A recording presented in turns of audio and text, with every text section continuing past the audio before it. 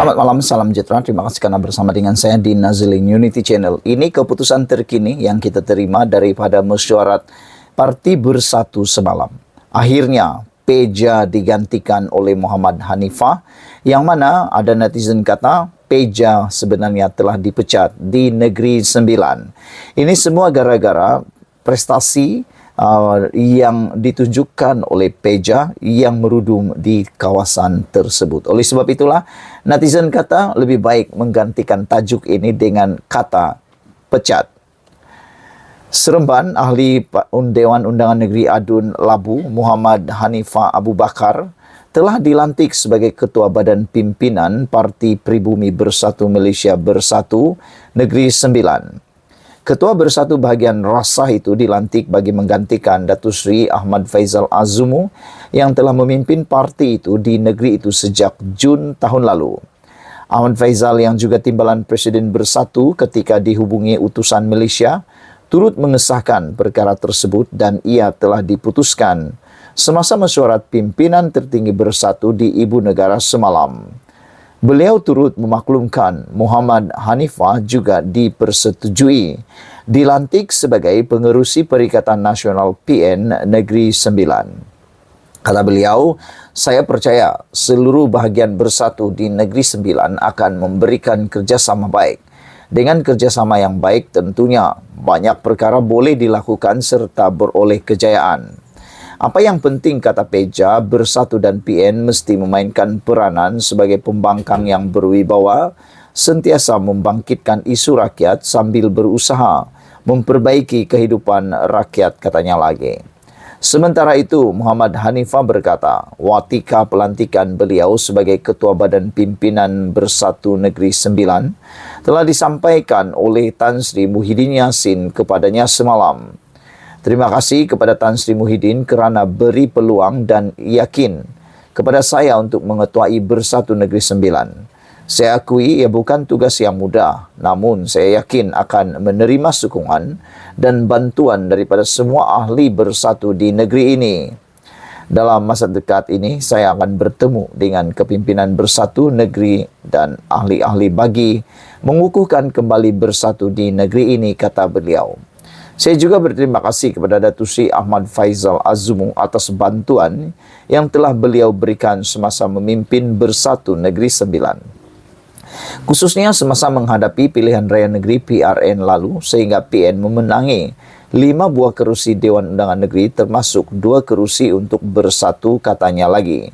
Sementara itu, beliau mengakui turut dimaklumkan juga oleh Tan Sri Muhyiddin Yassin mengenai pelantikan beliau sebagai pengerusi Perikatan Nasional Negeri Sembilan, namun memberitahu watika pelantikan tersebut belum diterimanya.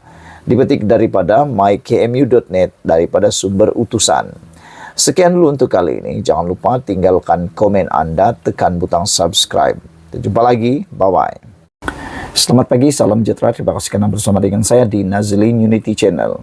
Sekali lagi diyakini 10 ahli parlimen atau 10 wakil rakyat Bersatu akan tinggalkan Muhyiddin dan akan menyokong kerajaan Madani. Kerajaan bersikap terbuka untuk bekerjasama dengan semua pihak termasuk pembangkang. Kerana fokus utama kini adalah memastikan perpaduan rakyat dan pembangunan negara, kata Fahmi Fazil. Mengulas dakwaan ahli Parlimen Bukit Gantang, Syed Abu Hussein Hafiz Syed Abdul Fasal, 10 lagi ahli Parlimen Pembangkang akan mengisytiharkan sokongan kepada Perdana Menteri Anwar Ibrahim. Jurucakap kerajaan itu menyifatkan ia tidak mustahil. Ketersediaan sama ada mereka ingin terlibat dalam blok kerajaan sebagai kerajaan perpaduan atau seperti yang telah disebut sejak dari tahun lalu, duduk berunding, berbincang untuk mendapatkan peruntukan. Tapi lebih daripada itu, lihat bagaimana kita boleh bekerja sama untuk membangunkan negara. Sehingga kini ramai penganalisis politik menyalahkan ahli-ahli kepimpinan daripada Perikatan Nasional sendiri termasuklah khususnya Parti Bersatu. Ini apabila mereka cuba menyalahkan kononnya Anwar Ibrahim tidak mau memberikan peruntukan. Tetapi untuk pengetahuan semua, Anwar Ibrahim telah berkali-kali menyatakan bahawa peruntukan sedia dibuat, tetapi perlu beberapa terma dan perlu untuk dibuatkan perundingan dan berunding dengan Timbalan Perdana Menteri Malaysia. Namun sehingga kini tidak ada apa-apa tindakan daripada Perikatan Nasional untuk meneruskan atau membuat rundingan. Bahkan baru-baru ini dinyatakan bahawa Perikatan Nasional tidak mahu berunding lagi. Jadi dengan itu, jangan nak salahkan orang lain kalau peruntukan tak sampai kepada mereka kerana kepimpinan mereka sendiri yang tak mahu berunding. Itu sebabnya pada waktu ini, mereka telah mula menyokong Anwar Ibrahim tanpa mengikut blok pembangkang Perikatan Nasional. Mereka menyatakan pendirian menyokong Anwar Ibrahim secara peribadi tanpa menjejaskan kesetiaan kepada Bersatu atau tanpa meninggalkan parti Bersatu. Ini sebenarnya adalah tindakan yang amat memalukan Muhyiddin Yassin, memalukan kepimpinan Perikatan Nasional dan memalukan kepimpinan parti Bersatu.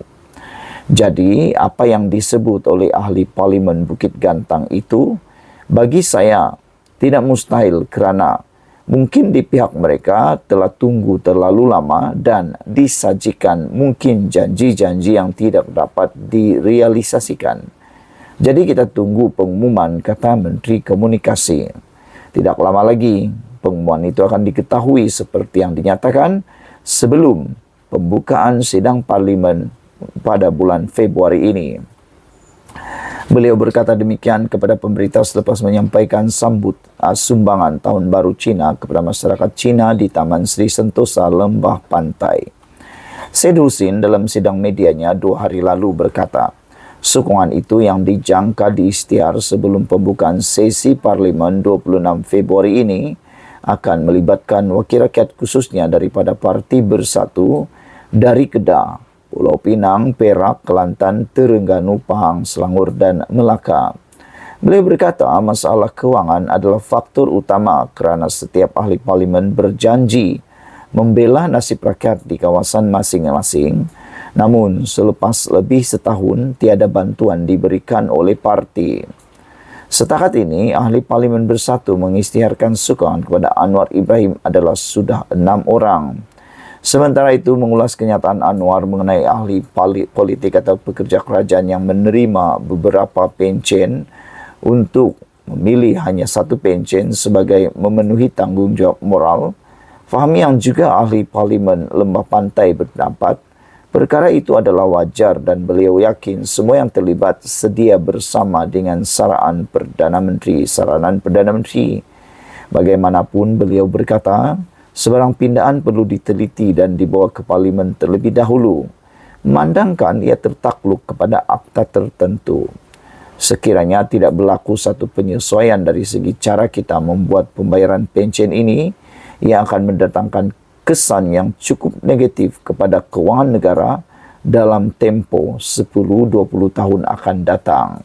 Oleh itu, saya lihat untuk wakil rakyat mengikut saranan Perdana Menteri tidak menjadi masalah, tapi ia adalah terkandung dalam perbincangan yang lebih besar mengenai perbelanjaan negara, kebertanggungjawatan fiskal dan juga kajian semula skim saranan pejabat awam, kata beliau lagi.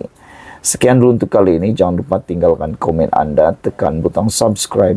Kita jumpa lagi. Bye-bye.